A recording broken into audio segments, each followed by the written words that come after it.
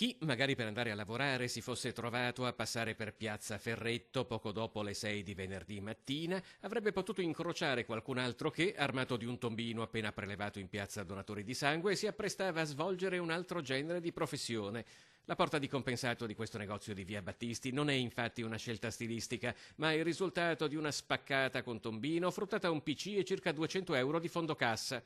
Come spesso capita, tra l'altro, i danni provocati dal raid rappresentano un problema maggiore del maltolto, ma soprattutto gesti come questi, a quell'ora e nel cuore di Mestre, generano un forte senso di insicurezza, innanzitutto tra i commercianti, che temono di essere i prossimi, in secondo luogo tra i cittadini, che gente poco raccomandabile giri anche qui di prima mattina non è un fatto che suscita entusiasmo. Ormai è così. Ma com'è la situazione secondo lei a Mestre? È preoccupante?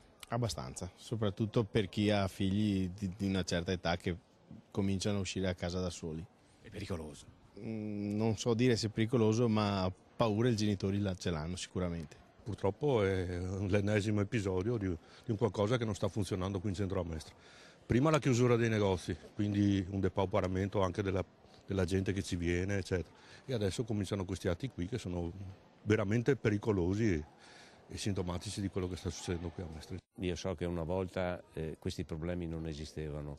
Io sono sempre stato uno che viveva molto di notte Adesso non si fida più.